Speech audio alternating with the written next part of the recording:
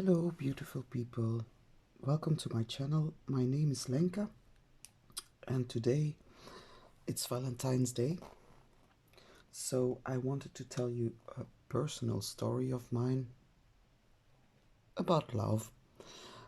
So if you think that's too cheesy for you, I understand, then don't watch this video. But I think it's good to get personal sometimes.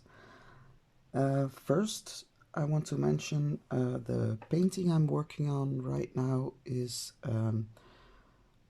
Shiva on a tiger by I forgot the name already, Oaomu store on AliExpress. And I'm going to work on the arrows, and the color that goes on the arrows is the color 666, very beautiful bright red, so it's a color of love. What I wanted to mention about this painting, because I did an unboxing of this in a previous video,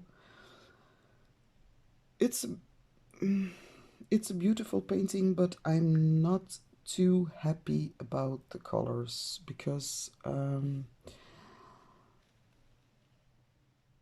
will show this maybe after when I do a review. I will show you why I'm not so fond of the colors. I think this could have been much more detailed. So I wasn't sure if I was going to work on this until the end, but as I'm so fond of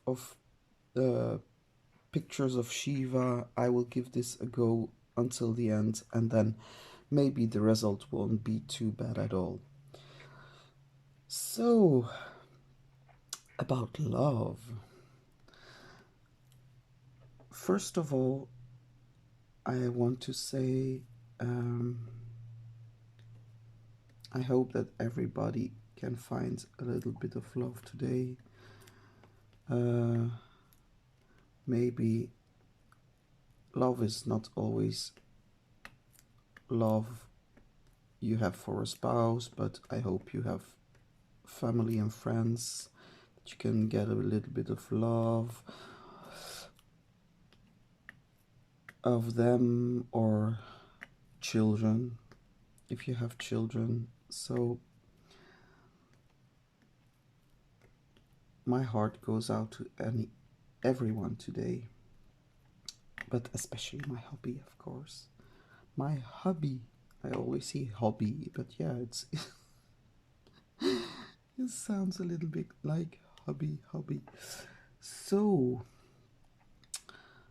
in fact, we are high school, no, not high school, yeah, high school lovers, high school sweethearts, how do you call it? So we met in school. I think I was, oh my god, yes, it's true, I was always a year ahead. So I don't know how they call it in America. I don't know if it's high school or middle school, I don't know, but anyway, I was 11 and going on 12 in January. So I was a lot younger, also mentally. I think I was younger in my head, and all the children in my class were 12 years going on 13, so that was not so easy for me. But anyway, first year of school, I met someone I took an interest to.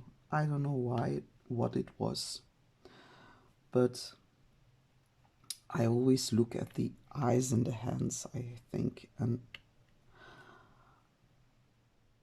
yeah, it was the eyes, I believe. I don't know. I fell in love, and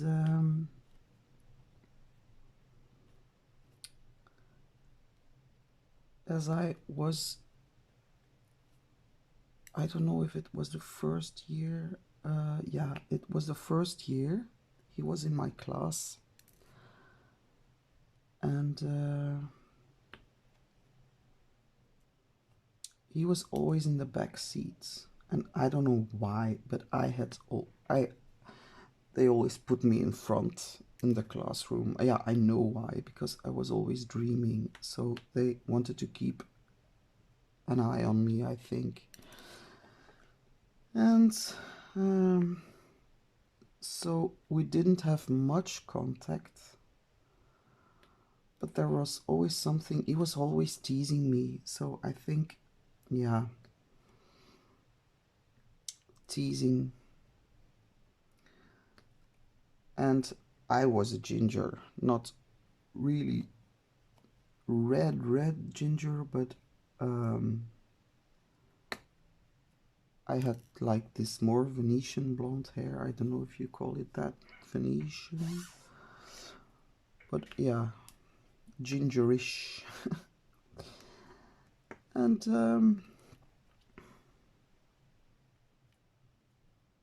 he was always teasing me, but in a good way, not in a negative way. He was like playing around with me, and I always enjoyed it very much, I must say. And then the next year, he wasn't in my class.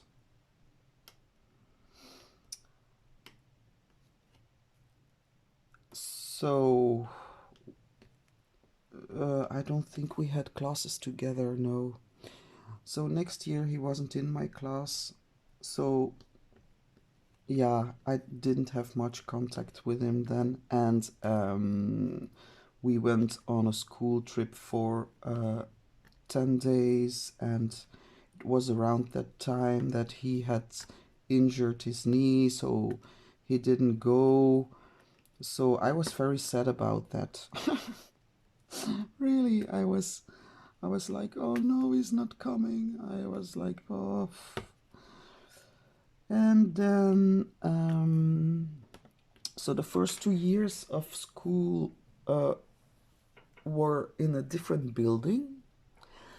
And then from the third year, we had to move to another building, surrounded by a great park and trees and a field to play football, and there was a little small castle in the middle, and there was a like this pond around it. And so I think in the third year we were not in the same classroom, or in the fourth year, I can't remember. But anyway,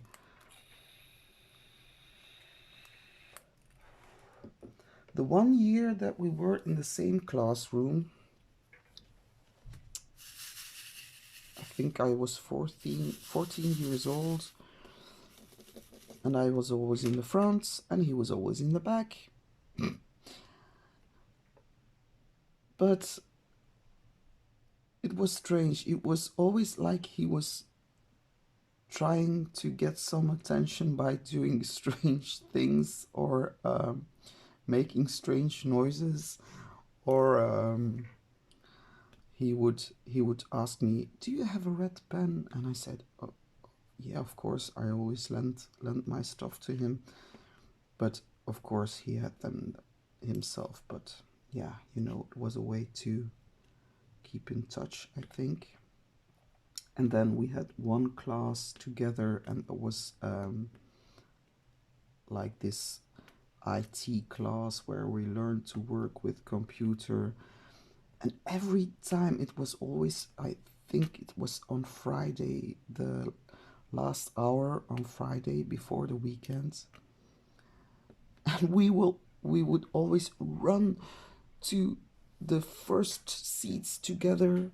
There were two seats next to each other, so we would run and sit next to each other, and then he would always tease me some more, and I would always say, "Oh, stop teasing me," and I would, but secretly I would love the attention. And yeah, I don't know, it was very strange, a very strange bond. But then I was like in this business, in this business class, economics, and I was really a bad student. Not that I wasn't smart enough, but it did not interest me at all. And so I had to start over again. But my parents said, yeah, maybe you should go and do something different, like something artistic. So I did, and I changed schools, and I went to an art school in Brussels. And yeah, I pretty much lost contact. But then there was this, there were these festivities at the old school. So I went and I saw him again. And yeah, it was really a fun day. We had some beers. I believe it was one of the first times I really had beer. And I was sitting on his lap, and we were, yeah, having a great time. Um, and then I wrote him a letter telling him, like, I don't know what came over me, but I'm head over heels in love with you. And yeah, you know how it went in those days. We didn't have telephones. Yeah, we had telephones, but I mean, we didn't have GSMs, or we had no other way of contacting each other than the phone or writing letters. So I wrote him a letter. And to my surprise, his answer was very positive. I think I was the luckiest girl in the world that day. So his answer was positive. So he wrote me a letter back. And I must say, when a guy takes the effort to write, it's really. And then one of the friends that went to the old school also applied to the art school. So he became a means of exchanging some letters. I think it didn't have happened much, but it happened anyway, I can remember. And sometimes I would telephone, but the problem was he was living with his grandmother, and she didn't approve of him having a girlfriend. So he had to be sneaky and telephone me when she wasn't around. Or and one day he was on the phone with me, and she hung up the phone, and he was very angry. So he wrote me a letter and said, yeah, I'm very sorry for that. It was my grandmother who hung up. And so One day I decided to skip school and just wait for him at the gate of the old school. So I did. And I didn't skip school very much, but I thought, yeah, for this one time, maybe I should skip school and wait for him at the gates. So he saw me, and I think he was thinking the same. Yeah, we're gonna skip school together and we will go to anywhere but there. So I was standing there, my heart pounding, so happy to see him, but then again scared that I would get him caught. And he said, you know, my grandmother just put me off here. So he whispered in my ear, I will go inside and you follow me and we will wait in the park that surrounded the school, and we will wait, and then we will sneak out together. So I said, oh yeah, let's do that. So we waited for like a half an hour, I think it was. And it was so stupid. We went to the football field, then we went to the gym that was next to it, and there were these fences. So we climbed the fence to be able to sneak out. But the fence gave out to a street. I don't know if I'm saying this correctly, but the point is, behind the fence there was another street. And we thought, yeah, we climb the fence and then we can sneak off. But the grandmother, seeing me, must have had like this intuition, and she was waiting for us. So she got out of the car, she pulled him into the car, and that was, I think, the last time I saw him. Yeah, very sad. So he wrote me one more letter saying, I'm so sorry for this situation, and maybe under the circumstances it's difficult to see or meet each other again. We would try though, but it didn't work out. So because I wasn't allowed very much to go to parties, and one time I went to a party but I got a curfew, and then he would come in just when my curfew was about to start. So yeah, it was very difficult to see each other like that. So we wisely decided, both of us, that yeah, we would end it. And I was sad, and I believe he was very sad too. But somewhere he always stayed in the back of my mind. I don't know why.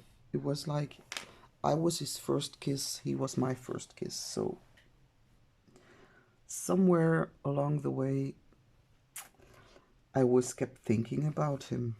And I must say, sometimes when I was at parties in the neighborhood, I was always hoping I would catch a glimpse of him, or my sister sometimes was in touch with him, and he would uh, he would say hi to me through my sister, or he would say, yeah, it was very strange. So, apparently he kept thinking of me too. It's very bizarre. because I remember one time when I was very, one of the first months I was really head over heels in love with him. And I was riding home from ballet. I would always ride home on my pink bicycle. And one time I would stop in like this beautiful place with a bench surrounded by trees, and there was this feeling that overwhelmed me, and I said, I'm gonna marry this guy. One day I'm gonna marry this guy. Very bizarre. But anyway, I digress. So we didn't see each other again, and life goes on, you know. And many years later, I already had two children from a previous relationship, and there were not many ways to keep tabs on each other. But then one day I got a message from a friend saying, yeah, there's this great app on your computer. It's called Facebook. I said, Facebook? No, Facebook. And it's great, and you should try it out. And everyone from our old school, it was from the art school, is on Facebook. And you can send messages to each other and post pictures. And oh, yeah, it's really a neat program. You have to try it. So I said, oh, okay, I will try it. So I made myself a Facebook account, and I went searching, and then all of a sudden I found his name.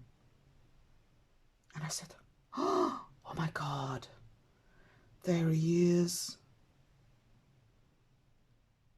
And there was this strange thing, because I was currently not, I was not having a relationship at the time. And I got these weird signs around me, like the number 13 was popping up a lots of time, and but for me 13 is a lucky number. So I was getting this strange feeling like there's something about to happen. I don't know what, but yeah. Anyway, so I went on Facebook, and it was like I sent him a friend request, and it was like immediately he answered. So we chatted a little bit, and oh, it was so great. But the problem was, I was a single mom with two kids. I had to work a lot, and I had a computer that was very slow, very, very slow. So I kind of lost Facebook. In 6 months, I didn't get on Facebook much, or not at all, because it was like too slow. Messenger was too slow for me because my computer couldn't handle it. So it got me frustrated. So I wasn't paying much attention to Facebook. But then I got a new computer, and I tried again. And the strangest thing was, he was in a relationship before, but after 6 months, when I contacted him again, apparently the relationship was over. So he was single, I was single. What a great coincidence. So I believe, how much years was it? 20 years? 18 to 20 years of not seeing each other. So one night I was like, normally I was going out to talk to my ex-boyfriends. But I had a feeling like, nah, I'm not gonna do that. You know what? Maybe I should just stay at home or go by myself. Just my boys were at his, I had their dad's, so I had the evening to myself. So I said, well, maybe I'm going to wait and just see what happens. So I went on Facebook. I thought, yeah, I'm gonna chat a little bit, and there he was on Facebook. And normally we had this date. Um, we set a date on the 28th of December, but um, I messaged him and I said, yeah, what are you doing tonight? And he said, yeah, I think I will go to the Negasonic. That's a cafe where he went a lot. So I said, oh darn, I wish I could come with you. And then he said, maybe I could come to you, but I was living in Ghent. In So I said, would you really? He said, yeah, why not? I said, oh my god. I was really, oh my god. I never been so nervous in all my life. So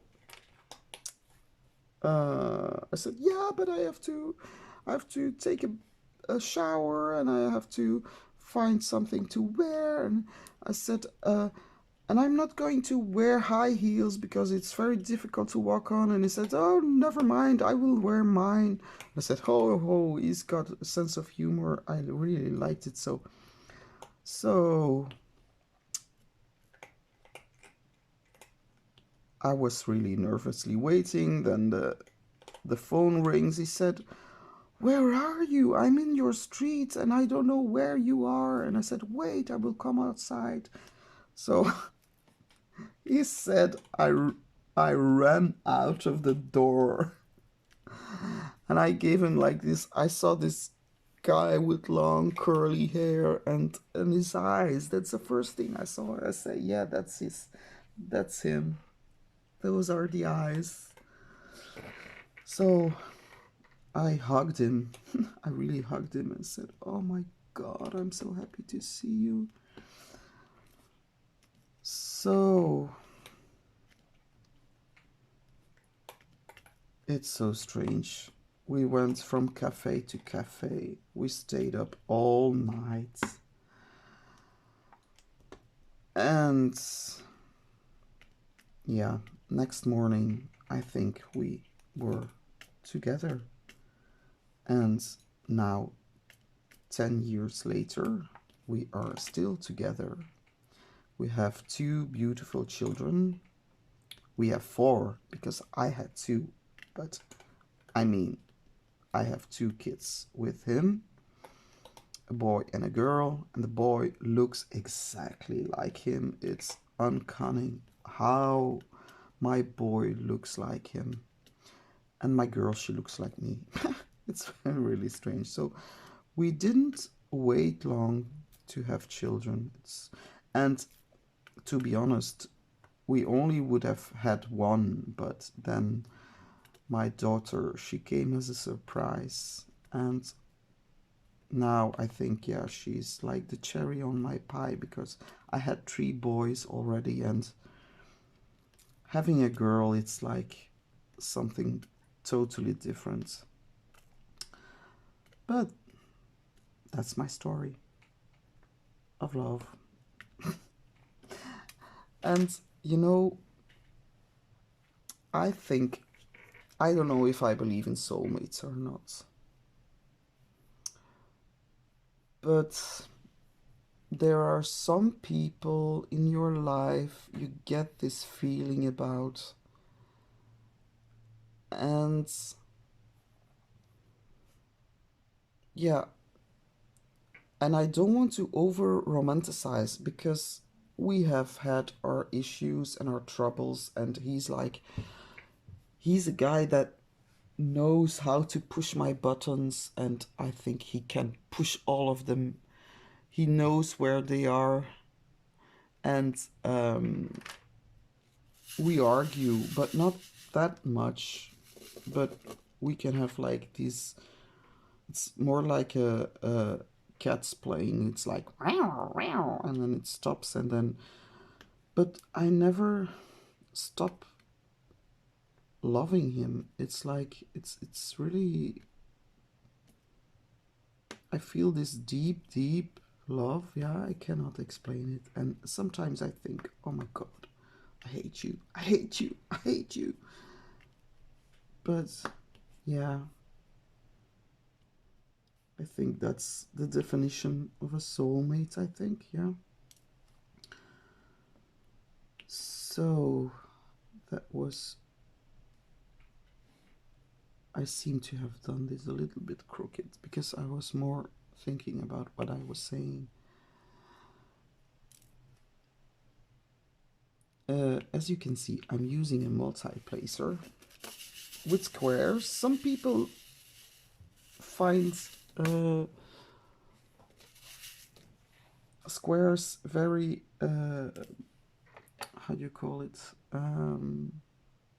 intimidating, but there's nothing intimidating about them. And even using multiplacers, it's not so difficult. You have to like walk your, yeah, that's a good way to say it. You take your drills on your pen and you like walk them on there. Or maybe I can do it vertically to show you. Wait. So wait. So I wiggle it a little bit. Have my diamonds on my pen, and I'm gonna do it vertically for you to see. I put one down, then I walk them like that, like a walk, like you would place your foot. Again, sometimes some drills fall off. If that happens too much, it's a sign that you have to refill your pen there. And I always do it like checkerboards, but with multiple drills. There you go. So I think I will leave you at this because I have some household stuff to do, which I don't want to do. I just want to sit here and diamond paint and enjoy my Valentine's Day, but I have to work a little bit. So with this set, I'm going to leave you guys. I wish you the best for this Valentine's Day. Normally it's something I don't celebrate because you should celebrate Valentine every day.